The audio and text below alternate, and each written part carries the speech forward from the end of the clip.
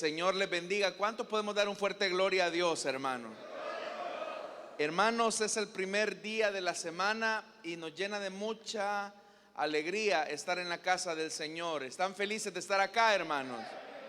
Gloria al Señor.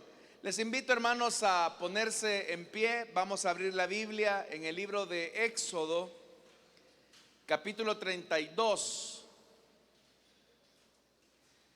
Libro de Éxodo es el segundo libro de la Biblia, capítulo 32, versículo número del 1 al 9.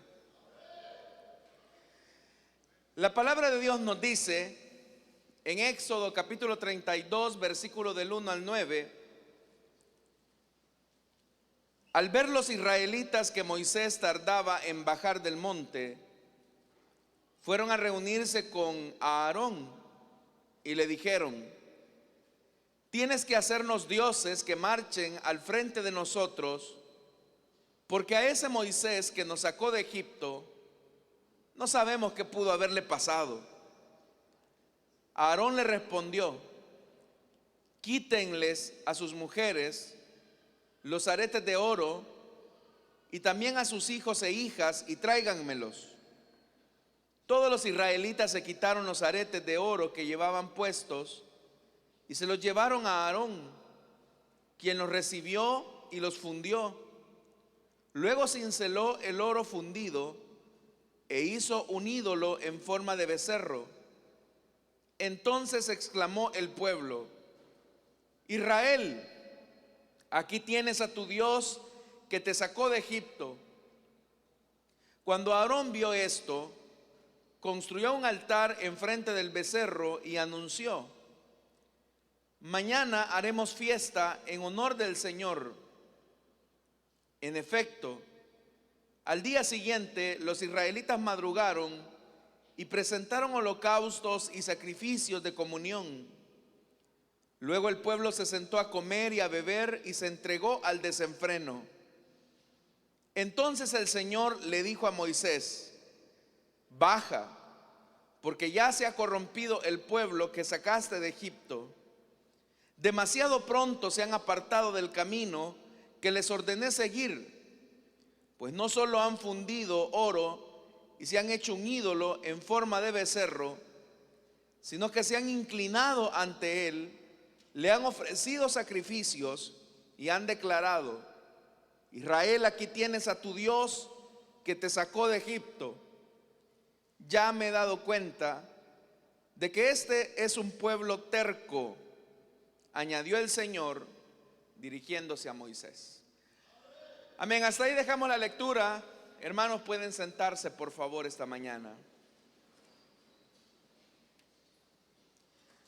Al leer este pasaje de la Biblia, una de las primeras preguntas que las personas podemos hacernos, nosotros que leemos la Biblia, podemos realizarnos, es cómo es que esta gente, conociendo al Dios verdadero, su testimonio, su poder, su gloria, pudieron convertirse tan rápidamente en idólatras. Si usted ha leído el libro de Éxodo, usted puede pensar: ¿qué le está pasando a esta gente? ¿Qué le pasa a los israelitas? ¿Por qué hacen esto? Dios los acaba de sacar de Egipto a través del Mar Rojo, hizo que las aguas se dividieran, arrasó con los egipcios, envió toda clase de plagas contra el faraón o señales, y lo que es más, les dio una promesa de tener algo propio y una vida diferente. Ahora Dios estaba presente a ellos en el monte Sinaí, pero unas pocas semanas después, estando a la falda de ese monte, hacen un becerro de oro y la pregunta surge: ¿qué le pasa a esta gente que acaba de conocer a un Dios vivo, un Dios poderoso, misericordioso, que acaba de derrotar a sus enemigos? Y cómo es que tan rápidamente, apenas unas semanas después de su salida, se han convertido en idólatras. Lamentablemente, hermanos, o tristemente, nosotros no somos capaces de ver que eso es precisamente lo que nos ocurre a nosotros. Somos testigos del poder de Dios, de la gloria del Señor, y rápidamente nos olvidamos de Él. Creo que si acá nos preguntáramos cada uno de nosotros cuántas manifestaciones gloriosas hemos visto de parte de Dios en favor de nosotros, todos los que estamos acá creo que tendríamos algún testimonio que contar. Todos acá hemos conocido la verdad de tener un Dios que se manifiesta a favor de nosotros en momentos de aflicción. Sin embargo, a pesar de que somos testigos de esa verdad, ¿cómo es que tan rápido nos podemos olvidar de nuestro Dios? Cuando nos llega una prueba a nuestra vida, muchas veces no recordamos la última acción buena y gloriosa que Dios hizo a favor de nosotros. Lo olvidamos. Lo único que vemos en un momento de tribulación y de dificultad es la prueba que nos ha llegado. Y es ahí, hermanos y hermanas, cuando llega una nueva dificultad a nuestra vida, donde podemos fabricar ídolos, becerros de oro en nuestro corazón, en vez de confiar en el Señor. ¿Cómo es que la impaciencia puede transformar nuestra condición de angustia en un ídolo? Porque inevitablemente todos los que estamos acá vamos a tener que adentrarnos en el desierto y vamos a tener que enfrentar un momento donde la paciencia va a tener que ser pulida. Y es ahí donde entra el dilema. Sí, Dios es glorioso. Sí, Él es un Dios todopoderoso, pero no siempre va a actuar de acuerdo a nuestro cronograma o de acuerdo a nuestro plan. Y ese fue precisamente el problema de los israelitas. Ellos pensaban que si Moisés estaba tardando demasiado, ellos dijeron, bueno, él no regresa, tenemos que resolver este problema por nosotros mismos, pensando que si Moisés tardaba, entonces Dios se había olvidado de ellos. Y apenas, hermanos y hermanas, había pasado un poco más de un mes de espera. Y es que cuando nos encontramos en momentos de dificultad y donde vemos, hermanos y hermanas, que las cosas no avanzan, es ahí donde nosotros nos preguntamos, ¿dónde está Dios? ¿Qué se ha hecho el Señor? ¿Dónde está el Dios que hizo una obra portentosa a favor de nosotros? ¿Dónde está el Señor que nos sacó de la tierra de Egipto y de la esclavitud que nos era impuesta por Faraón? ¿Dónde está el Señor que frente a nosotros abrió el mar rojo y que literalmente sepultó bajo las aguas a todo un ejército de los más poderosos de aquel entonces? Si Dios entonces actuó con la rapidez, la contundencia de los hechos que nos son narrados en el libro de Éxodo, entonces ¿por qué razón al llegar a este desierto, a las faldas del monte Sinaí, tenemos que esperar?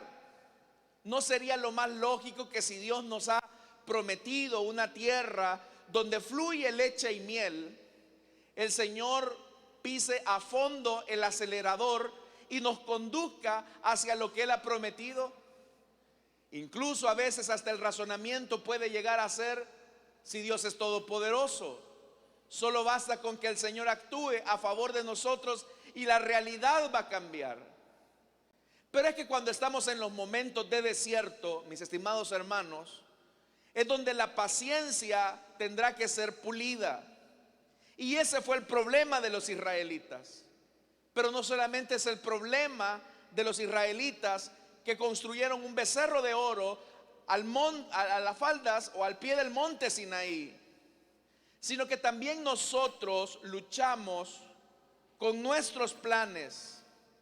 Y es acá, hermanos y hermanas, donde tenemos que decir que nuestro cronograma de actividades o nuestro plan muchas veces no es el cronograma o el plan de Dios como nosotros lo tenemos diseñado.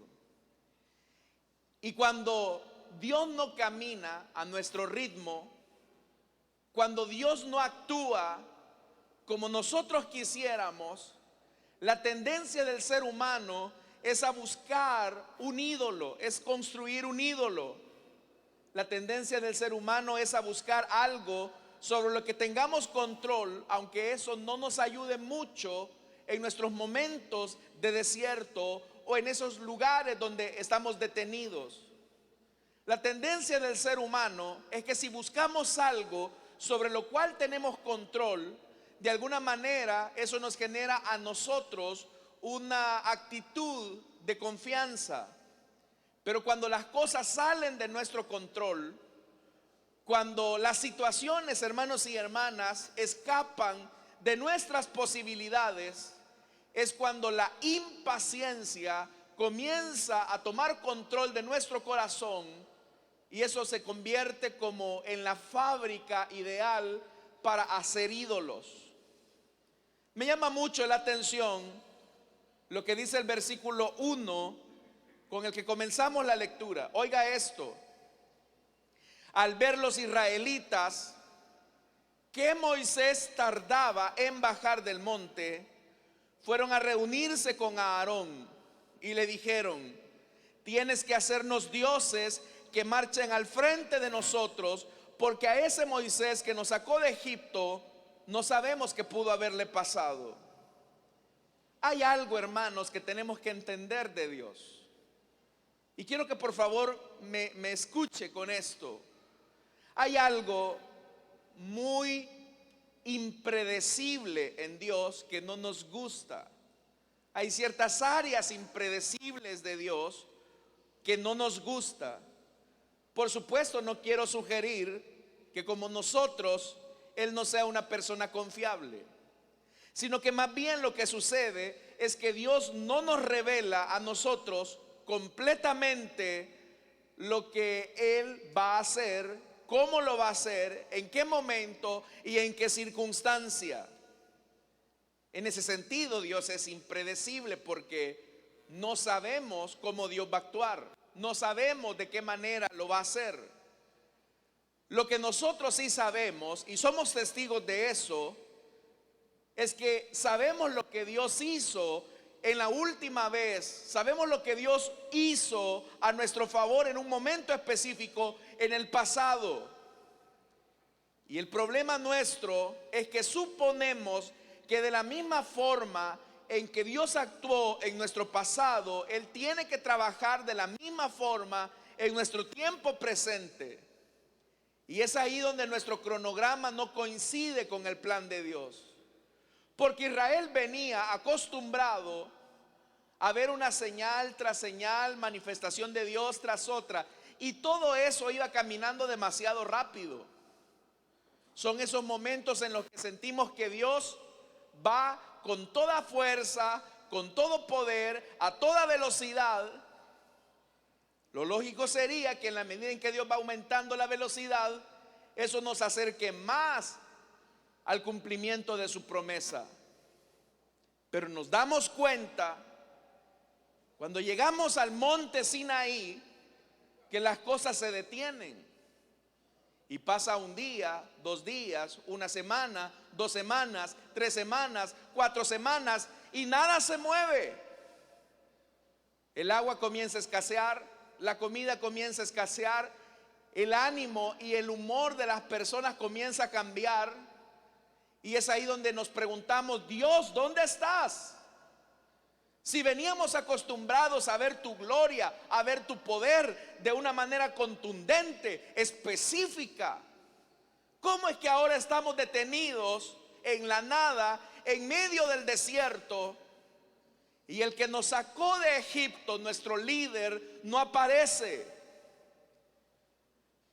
Y es que el problema es cuando nosotros sacamos conclusiones. Cuando en los momentos de desierto sacamos nuestras propias conclusiones. En ese versículo 1 dice que los israelitas notaron que Moisés tardaba en bajar. Para el pueblo, esas 4 semanas, más de 4 semanas, era una pérdida de tiempo. Esa tardanza de Moisés, ese silencio, era una pérdida de tiempo. Y es más, nosotros, hermanos y hermanas, que estamos acostumbrados a un punto en el que el tiempo es oro. El tiempo, hasta los santos lo lloran. El tiempo perdido, hasta los santos lo lloran. Israel también sentía que Moisés se tardaba mucho en bajar, pero no era tanto que Moisés se tardara en bajar, es que para ellos Dios estaba tardando, o lo que era peor, quizás Dios se había olvidado de ellos ahí en la nada.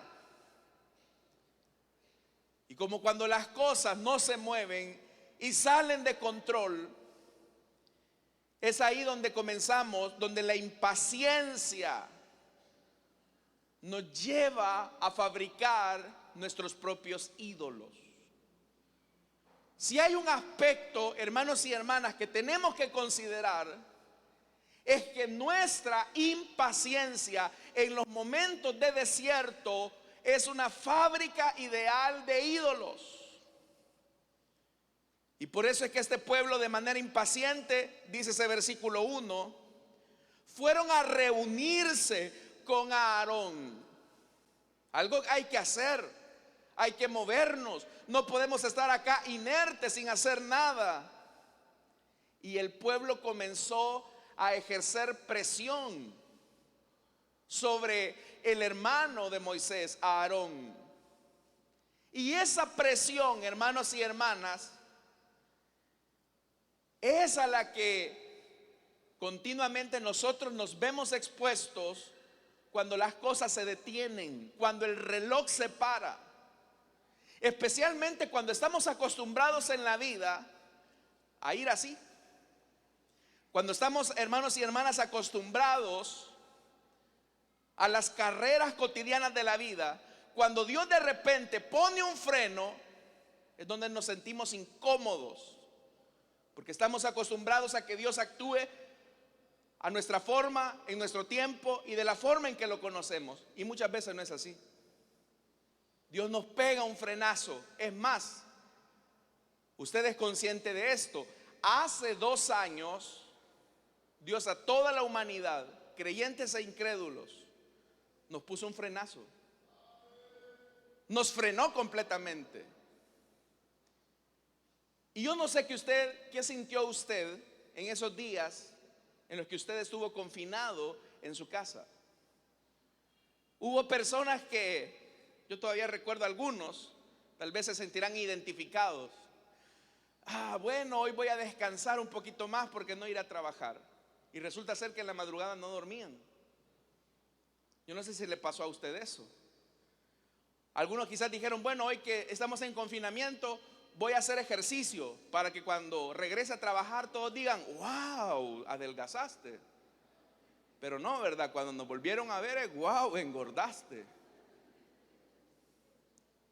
¿Por qué comimos como comimos en la pandemia? ¿Por qué, hermanos y hermanas, engordamos en la pandemia? ¿Por qué salimos cansados de la pandemia? Si fue cuando más tiempo teníamos durante el confinamiento. ¿Por qué? Porque al no hacer nada, la impaciencia comenzó a presionarnos a tomar el control por nuestra situación. ¿Y qué va a pasar? Si el confinamiento se extiende, ¿qué va a pasar? La empresa va a cerrar, va a quebrar. ¿Qué va a pasar con los recibos? ¿Qué pasa si me despiden? ¿Qué pasa si un miembro de mi familia se enferma? Y usted recordará, hermanos y hermanas, que en esa época, si alguien estornudaba, era como que le dio cáncer o lepra. Porque vivimos en un estrés donde poco a poco nuestra desesperación y nuestra angustia comenzó a ejercer cierta presión sobre nosotros. Y aquí viene el problema: que cuando comenzamos a actuar bajo presión, en aquellos momentos donde Dios nos ha detenido, es donde comenzamos a escuchar estas voces que aparecen en el versículo 1. Tienes que hacernos dioses que marchen frente a nosotros. Note cómo la impaciencia del pueblo de Israel los está conduciendo a fabricar ídolos. Si usted es una persona impaciente, téngalo por seguro que va a tener la tendencia de querer fabricar sus propios ídolos. Usted es una persona que, yo no le digo, hermanos y hermanas, que usted sea una persona tranquila, contemplativa. Lo que le estoy diciendo es que en aquellos momentos donde Dios para las cosas, es donde nuestro corazón se pone a prueba qué tan fieles y leales somos a Dios. Porque los primeros días, cuando Israel comenzó a divisar que Moisés subía sobre el monte Sinaí, dijeron: qué bien, nuestro líder se va a ir a encontrar con Dios. Y seguramente el Señor le va a dar los planes, las coordenadas, el siguiente paso para heredar la tierra. Pero pasó una semana, 2 semanas, 3 semanas, 4 semanas, 5 semanas, y el líder no descendía. Esto que ahora Israel se está reuniendo con el líder temporal de la nación, que era Aarón, refleja cómo la presión de su corazón, cómo su ansiedad se tradujo en una línea directa de fabricación de ídolos. Y mire cómo se refleja esto, hermanos. Porque a ese Moisés que nos sacó de Egipto, no sabemos qué pudo haberle pasado. Quiero que usted note esas palabras, cómo se están refiriendo del hombre a quien Dios había utilizado para liberarlo de la esclavitud. Ese Moisés. Detrás de esa forma de referirse del líder, ese Moisés, ya la idolatría había comenzado en su corazón, porque ellos se habían vuelto intolerantes y ellos comenzaban a ver con desprecio a las personas que en su momento estimaban o apreciaban. Cuando hay ídolos en nuestro corazón a causa de nuestra impaciencia no controlada, muchas veces, hermanos y hermanas, nosotros solemos tratar con desprecio a quienes nos rodean. ¿Se ha fijado usted? Tal vez lo habrá visto. Si ha tenido la oportunidad de ir a comer o hacer fila en un banco, en un supermercado, como muchas veces hay personas que maltratan a los empleados. ¿Los ha visto? De repente llega quizás el mesero, trae algo que no había pedido, o no le trajeron algo que pidió, y la persona se vuelve irritable, se vuelve pesado. Bueno, niño, ¿y usted qué le pasa? Que no fue a estudiar, yo no le pedí esto. ¿Cuántos se han encontrado con personas pedantes, hermanos? ¿Sabe que la pedantería es una muestra de idolatría? Porque el pedante exige algo que le hace creer que lo coloca en una posición especial frente a otro. A veces cuando una compañía de teléfono nos ofrece un servicio que es deficiente, nuestra paciencia se pone a prueba. Pero muchas veces, hermanos y hermanas, cuando hablamos a gestión de atención al cliente, ¿con quién nos terminamos desquitando? Con el pobre empleado. Y el que culpa tiene de que la empresa no nos esté dando lo que nos prometió. Y comenzamos a insultar. Y comenzamos a decirle un montón de cosas a esas personas. ¿Sabe por qué somos intolerantes y pedantes? Porque cuando la impaciencia secuestra nuestras emociones, exigimos cosas que creemos merecer.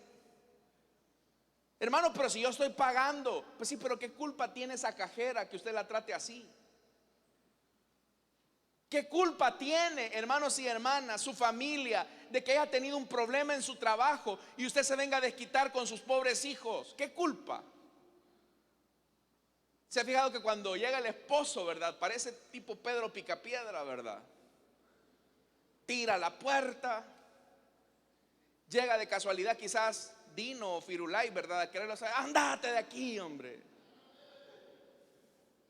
¿Y qué culpa tienen ellos de que usted haya tenido un mal día en su trabajo? La presión que le están haciendo a Aarón para que actúe demuestra que ellos son personas intolerantes. Hermanos, les pregunto a ustedes, no me respondan por favor, ¿cómo está su nivel de tolerancia y de paciencia? ¿Cuántos de nosotros somos tolerantes? ¿Qué siente usted cuando una persona es agresiva con usted? Oiga, una persona que ha echado raíces de idolatría a causa de su impaciencia ve con desprecio a las personas. Pero no solamente eso, una persona que ha caído en la idolatría a causa de la impaciencia ve a las personas solamente como objetos. Oiga lo que dice: ese Moisés, desprecio, que nos sacó de Egipto, la utilidad, mientras Moisés nos iba llevando a un ritmo que para nosotros era el adecuado. Moisés era el líder, era el siervo, era el hombre de Dios. Hoy que se ha tardado, según ellos, ya Moisés ya no es ni líder, es esa. ¿Qué es lo que suele ocurrir en los matrimonios muchas veces? Cuando usted andaba cortejando a su esposa o su esposa decía: ay, mi príncipe, mi princesa, mi linda, mi hermosa, mi muñeca, mi muñeco. Pero después, esa tu nana, vos que no sé qué, esa tu tata. Y solemos despreciar a las personas que en algún momento solíamos admirar o amar. Vea que en la intolerancia de esta gente, ellos no están preocupados por el bienestar de Moisés. Es que el que es idólatra, aquel que es idólatra, está pensando en él. Ellos no están preocupados: Aarón, perdone, hermano Aarón, ¿qué has sabido de Moisés? Es que nos preocupa que el siervo no haya venido. No, ellos no están pensando en el bienestar de Moisés. Ellos están pensando que el que los había sacado y el que había venido en representación de Dios a decirles que tenían una tierra prometida, los ha dejado varados en la nada. Así que, si este Moisés ya no nos funciona, démosle vuelta y busquemos a otro. ¿Se ha fijado que muchas veces también los seres humanos actuamos de esa manera? Bueno, no me sirves, para afuera. Ellos estaban pensando en ellos. Ahora, como ya le dije, cuando nos volvemos impacientes, hermanos y hermanas, en un momento donde las cosas se detienen, nos suele ocurrir igual que Israel. En nuestra impaciencia comenzamos a fabricar ídolos. Por ejemplo, Dios nos dio el matrimonio, es su regalo, es su diseño, es su institución. Pero si comenzamos a ponerle una carga innecesaria al matrimonio, una expectativa irrealizable a algo que Dios nos entregó, y hacemos del matrimonio un ídolo, si creemos que el matrimonio nos va a traer toda la paz, si creemos que el matrimonio nos va a traer toda la esperanza, si creemos que el matrimonio nos va a traer todo el amor, todo el gozo que deseo, y que la otra persona está en función de mis intereses, entonces nos hemos condenado a nosotros mismos a una incansable decepción y angustia, porque el matrimonio no puede soportar todas mis expectativas que no son el resultado de mis deseos de amor, sino que son el resultado de mi egoísmo hacia la otra persona. Hay personas que creen que casándose resuelven todos sus problemas de niñez. Y piensan que la mujer está para atenderlos como al señorito se le antoja. Porque piensan que la esposa es madre, es sirvienta, es amante, es esclava, como dice el siervo. Es todo. Pero ¿por qué le cargamos todo eso a algo que es bueno? ¿Por qué le cargamos todas nuestras expectativas egoístas a algo que es bueno, algo que Dios nos dio? ¿Sabe por qué? Porque somos una fábrica de hacer ídolos. Y eso solamente por poner un ejemplo, hermanos y hermanas. El problema es que cuando dejamos de adorar al único Dios verdadero, no es que adoramos otra cosa, adoramos cualquier cosa. Cuando usted deja de adorar al Dios verdadero, cuando usted pierde de perspectiva que el único que lo puede hacer feliz, pleno, totalmente satisfecho es el Señor, cuando usted abandona eso, no es que usted busca otra cosa, es que usted adora cualquier cosa. Y como ya le dije, hermanos y hermanas, lamentablemente los ídolos de los evangélicos son más peligrosos que los ídolos de los religiosos. Los ídolos del pueblo de Dios son más peligrosos que un ídolo de madera, de yeso o de metal. ¿Sabe por qué? Porque muchas veces nosotros justificamos nuestra idolatría. ¿Cuál era el razonamiento de estos que se acercaron a Aarón a hacerle presión? Piénselo por un momento. Ellos podrían haber dicho: ¿hay algún problema en que veamos una nueva posibilidad de seguir avanzando en la ruta hacia la tierra prometida? ¿Tiene algo de malo querer tener seguridad de lo que nos va a pasar en el camino? Hay que hacer algo. Uno puede justificar eso, pero ya vamos a ver algo que Dios les va a decir. Lo que le quiero decir, hermanos y hermanas, es que muchas veces hay cosas buenas que Dios nos ha entregado que se pueden convertir en ídolos peligrosos, silenciosos y muy ocultos. Piense en esto que le voy a contar. Una mujer comete adulterio y se arrepiente. Junto a su esposo rehace su matrimonio con no poco sufrimiento y paciencia. 8 meses después, el hombre se siente atosigado por varias sospechas sutiles. La esposa lo percibe y se siente como que si vive bajo el espionaje del FBI. El esposo lamenta tener esa sospecha porque no tiene razones objetivas para tenerlas. Él mismo dice: bueno, yo ya la perdoné.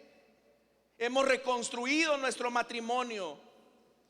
Nuestra comunicación es mejor que la que hemos tenido nunca. ¿Por qué desconfío de ella? Lo que sucede es que él estuvo dispuesto a perdonar su pasado, pero está tratando de controlar su futuro.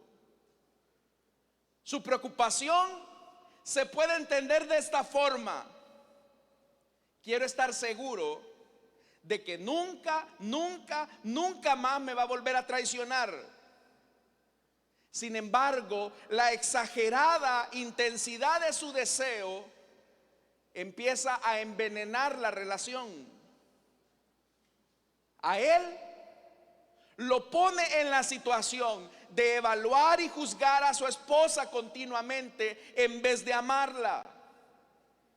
Lo que él quiere no se puede garantizar de este lado de la gloria. Es ahí donde el marido comprende la situación, reconoce que su deseo de asegurar el futuro está fuera de orden, pero aún así exclama: ¿y qué tiene de malo querer que mi esposa me ame? ¿Qué hay de malo en desear que mi esposa se mantenga fiel a nuestro matrimonio? Observe esto, hermano. Suena muy piadoso, suena muy bueno, parece razonable, pero es ahí donde la mayoría de nuestros ídolos están disfrazados de algo que no parece dañino para nada. Aquí es donde vemos una dulce verdad que duele. No hay nada de malo con el objeto de nuestro deseo. Quiero que mi esposa me ame, dice este hombre. Deseo que mi esposa se mantenga fiel a nuestro matrimonio. Pues quiero decirle que sí tiene todo de malo cuando eso controla nuestra vida. Esa desesperación obsesiva que puede tener este hombre por querer garantizar que su mujer no le vuelva a ser infiel es algo que él no puede controlar y que está en el futuro. No puede controlarlo. Y eso era precisamente lo que le estaba pasando al pueblo de Israel. Ellos querían controlar el siguiente paso, lo que iba a suceder en las semanas venideras. Y es que cuando nuestra impaciencia nos conduce a eso, queremos tomar el lugar que solamente le corresponde a Dios. Porque ninguno de nosotros, hermanos y hermanas, tenemos asegurado el mañana. El único que tiene seguridad del mañana es el gran yo soy. El Dios que está, el Dios que estuvo y el Dios que estará. Dios es el único que está en el futuro. Pero cuando nosotros queremos colocar nuestras expectativas, nuestros deseos en el futuro, estamos desplazando a Dios. Y esto se puede ver en dos direcciones. ¿Sabe usted, hermano y hermana, que el manejo del dinero refleja los ídolos que tenemos en nuestro corazón? Un mismo recurso puede reflejar quién es usted. Aquellos que dicen, por ejemplo, no hay que gastar el dinero porque en la vida lo único seguro que tenemos es la muerte, así que se endeudan, topan las tarjetas. Ya deben el aguinaldo de 3 años, hermanos. Lo deben todo. Ese es el ídolo del hedonismo que les ha llevado a creer que la vida hay que disfrutarla sin importar la responsabilidad que uno debe de tener frente a las personas, frente a la familia. Y hay gente que vive así, que no es que no tengan recursos, sino que viven únicamente para satisfacerse. Mismo dinero. Pero también el mismo dinero puede llevar a otra persona a ser tacaño. No, hermano, mire, si hace huevo, hágala clara ahora y deje la yema para mañana. Y no bote la cáscara. Y van guardando, hermanos, con una meticulosidad que uno se sorprende. Andan, hermanos y hermanas, en la Villa Street, como dicen los muchachos, y no porque no tengan, sino porque van guardando. Y uno puede justificar y decir, no, hermano, hay que ser previsor. Pero cuando de repente viene el hijo y le dice, papá, mira, fíjate que necesito esto en la escuela. Ah, mira, buscarlo entre los libros viejos de tu hermano, yo creo que ahí lo puedes encontrar. Y usted puede comprarle algo a su hijo. ¿Cuántos de nosotros, hermanos, no venimos de la escuela donde venimos heredando todo de nuestros hermanos? Y tal vez no es necesariamente, hay casos en los que sí, ¿verdad? donde la familia no tenía recursos. Pero en otras ocasiones, hermanos, es una cuestión de tacañería. Y el egoísmo se vuelve en un ídolo disfrazado de previsión. El mismo dinero que lleva a despilfarrar a uno es el mismo dinero que lleva a ser tacaño al otro. Y es acá, hermanos y hermanas, donde nosotros tenemos que entender que en nuestro futuro solamente está el Señor. Usted y yo no estamos en el futuro. Solo nuestro Dios está en el futuro. Pero lo que el Señor dice de nosotros es: pensamientos de bien y no de mal tengo preparados para aquellos que temen mi nombre.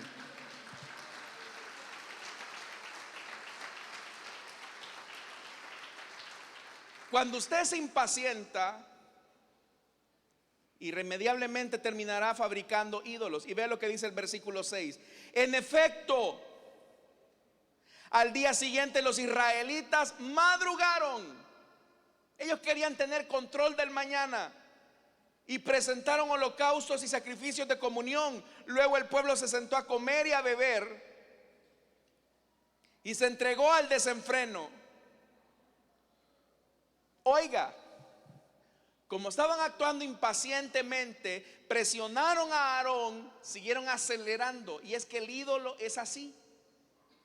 El ídolo nos hace creer que si resolvemos las cosas por nuestras propias fuerzas, por nuestros propios medios, vamos a obtener lo que queremos. Y acá, hermanos y hermanas, es donde tenemos que comprender algo. Dios es un Dios de procesos, no de eventos. Dios es un Dios de procesos. Todo lo bueno toma su tiempo.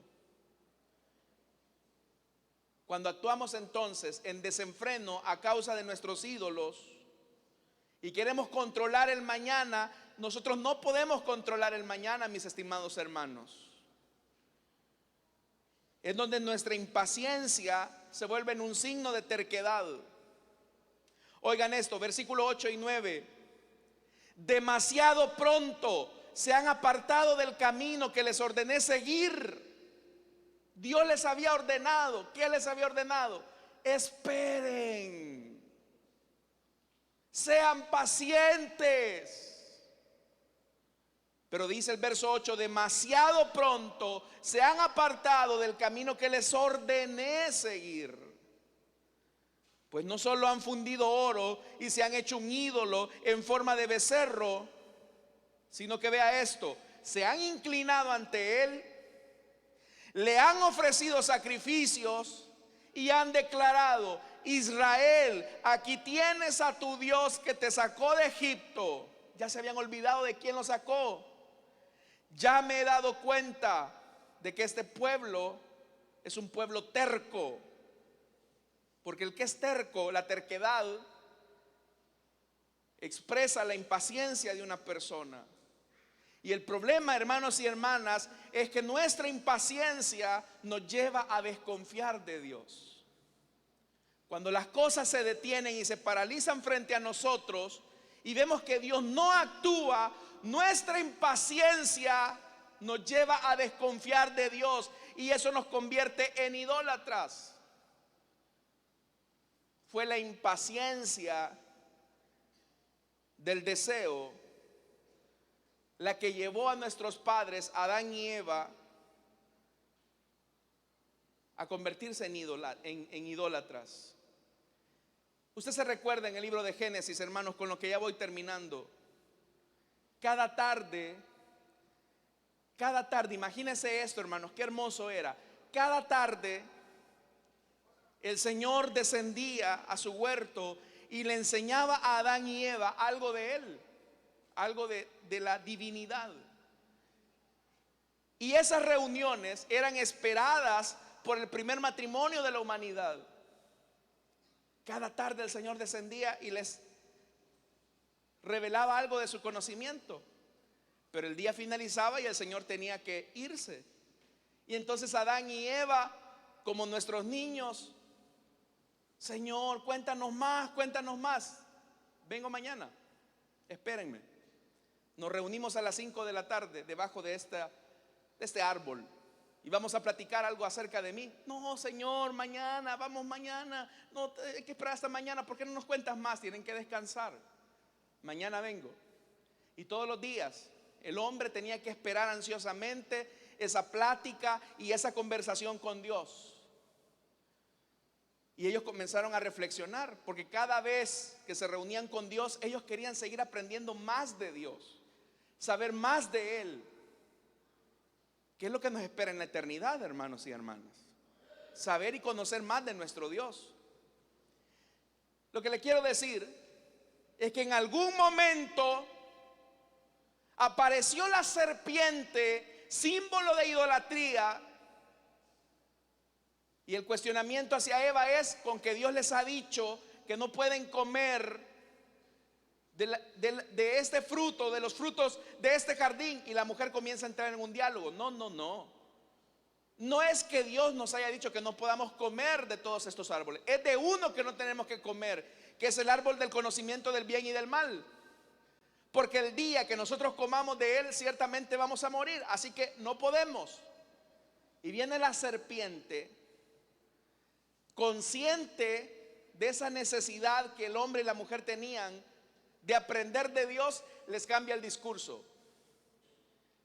Y usted sabe lo que le dijo la serpiente. Dios sabe muy bien que cuando coman de ese árbol se les abrirán los ojos y llegarán a ser como Dios, conocedores del bien y del mal. Mira, Eva, en vez de estar esperando cada tarde a que Dios te cuente algo de Él, ¿por qué no te conviertes tú en tu propia diosa? ¿Por qué tienes que esperar a Dios cada tarde para que te cuente algo de Él, cuando tú puedes ser tu propia diosa y tu esposo puede ser su propio Dios? Y es ahí donde la serpiente exacerbó la impaciencia de Eva y de Adán. Y eso es lo que ocurre. Usted sabe lo que pasó. El hombre y la mujer comieron del fruto prohibido. Su impaciencia de querer igualarse a Dios y de albergar en su corazón un nuevo ídolo que eran ellos mismos, los llevó, hermanos y hermanas, a desconfiar de Dios, cuando Dios era la fuente inagotable de sabiduría y de conocimiento. Pero ocurrió lo mismo que está ocurriendo acá en Éxodo 32, que la relación se deterioró. Porque entonces, cuando el Señor le preguntó a Adán en esa visita, la nueva visita para conocer de Dios, y ellos se dieron cuenta que ellos no podían ser sus propios dioses, ¿dónde estás, Adán? Y Adán tuvo que decirle: Señor, tuve miedo, me escondí porque me sentía avergonzado. ¿Y quién te dijo que estabas desnudo para que sintieras vergüenza? Y ahí viene el reproche. La mujer que me diste como compañera me dio a comer de ese fruto y yo lo comí. Pero tú actuaste impacientemente, Adán. En vez de esperarme cada tarde para platicar contigo, tú te querías convertir en tu propio Dios. Y el Señor le pregunta a la mujer: ¿qué es lo que has hecho, mujer? La serpiente me engañó y comí. Pero ¿por qué te engañaron? Porque tu impaciencia te llevó a buscar tus propias soluciones. Díganme si no, hermanos y hermanas, ¿cuántos matrimonios, cuando están en una situación económica donde la economía se ha parado, nuestra impaciencia nos lleva a tomar decisiones de las que después nos arrepentimos? El hombre y la mujer que dicen: bueno, las cosas están mal económicamente, a mí lo que se me ocurre es agarrar mis pocos tiliches e irme para Estados Unidos mojado. Estás actuando de manera impaciente y esa decisión te va a costar caro. Por eso, hermanos y hermanas, cuando sintamos que las cosas se han detenido para nosotros, aprendamos a depender del único Dios verdadero, que es el Señor que está sentado en su trono de gloria. Amén.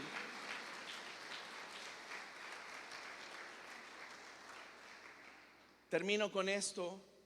Jesús, estando en el desierto, dice la Biblia que por 40 días, curiosamente, el mismo tiempo que Moisés estuvo en el Sinaí, 40 días después de un ayuno, dice que tuvo hambre y apareció el tentador y le dijo: si eres el Hijo de Dios, haz que estas piedras se conviertan en pan.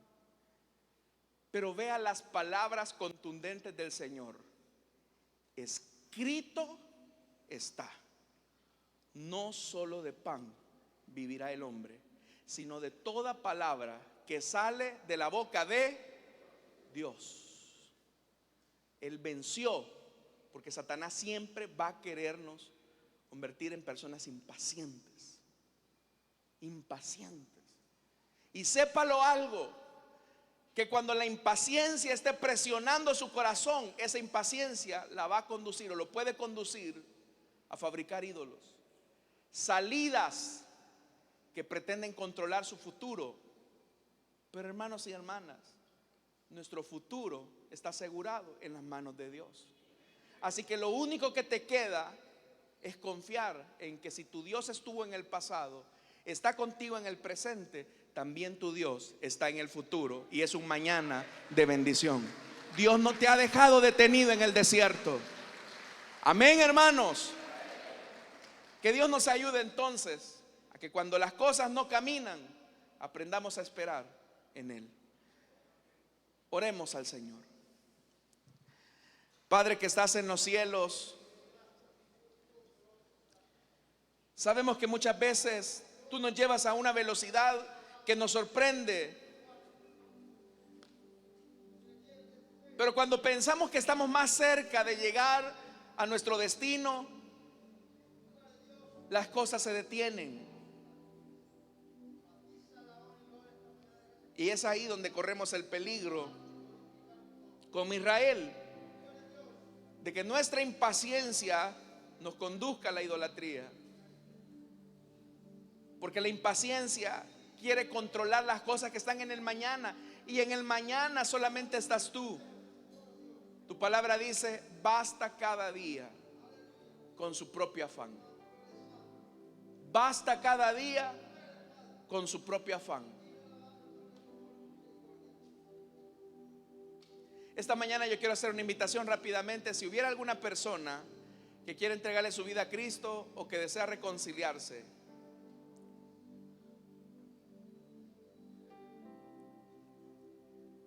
le invito para que se ponga de pie. Si hubiese alguna persona que desea entregarle su vida a Cristo o que desea reconciliarse, póngase en pie. Dios le bendiga a mi hermana. Hermana, ayúdenme. Bienvenida, hermana. ¿Hay alguien más que desea entregarle su vida a Cristo o desea reconciliarse? Que tal vez su impaciencia la ha llevado o lo ha llevado a generar ídolos. ¿Hay alguien más que, como esta vida, desea entregarle su vida al Señor? Venga. ¿Hay alguien más? Tal vez en tu impaciencia has actuado mal, y eso demuestra tu egoísmo, tu utilización de las personas, tu pedantería. Eso explica por qué eres una persona arrogante. ¿Hay alguien más que quiere entregarle su vida a Cristo o desea reconciliarse? Vamos a orar por esta vida. Les invito, hermanos, a ponerse en pie, porque en realidad todos acá somos impacientes por naturaleza, y en momentos de dificultad solemos buscar nuestras propias salidas, y es ahí donde nuestro corazón peligra. Oremos por esta vida. Padre que estás en los cielos, Señor amado, aquí tienes a tu hija delante de ti. Quiero pedirte que tú perdones sus pecados. Ella reconoce que te ha fallado, que te ha ofendido, Señor. Pero ahora, Señor amado, viene delante de ti a confesar sus pecados, para que tú, Señor, seas su único Dios en su vida. Ponemos, Señor amado, su vida para que tú limpies de toda maldad, apartes toda iniquidad, y que a partir de este momento tu Espíritu Santo le conceda una nueva vida. Quiero orar, Señor amado, por tu iglesia, porque sé que para muchos el reloj se ha detenido desde hace algunos meses. Para muchos las circunstancias los han llevado a detenerse y están sintiendo la presión de actuar, tomando atribuciones que no les corresponden. Ayúdanos a esperar en ti, Señor. Digámosle al Señor: esperar en ti, difícil sé que es. Esperar en ti, difícil sé que es. Mi mente dice no, no es posible.